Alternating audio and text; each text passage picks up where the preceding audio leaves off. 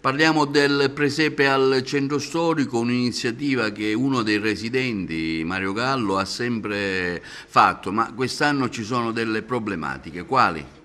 E un anno come oggi, Girgenti Acque, facendo dei lavori vicino alla zona del presepe, ruppe una conduttura e recò molti danni, moltissimi danni a questo presepe. Danni che non sono quantificabili in quanto ci sono 20 anni di lavoro, ma ci sono danni quantificabili in quanto l'impianto elettrico e tante altre cose sono andate perse.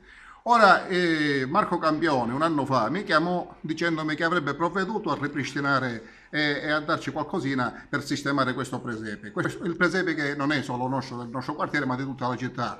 E quindi noi lo vogliamo rimettere a disposizione della città. Ma non ne ha fatto nulla, mi ha preso soltanto in giro, non facendo nulla. Ora io faccio un appello anche al nuovo presidente Galluzzo, dicendogli, visto che l'ex presidente mi ha preso in giro, e non ha preso in giro solo me, ma tutta la città, perché questo presepe è della città, di volerci contattare in modo che noi possiamo ripristinare questo presepe e renderlo fruibile per il prossimo Natale. L'anno scorso non l'abbiamo potuto riaprire per i danni che ha subito. Se lo lasciamo chiuso questo presepe, dove ci sono state spese tantissimi soldi e tanto tempo, 20 anni di lavoro perché è stato costruito nel tempo, andranno persi e non sarà solo una perdita per il nostro quartiere, ma per tutta la città. Ecco, non si capisce bene qual è la responsabilità di Girgenti Acque.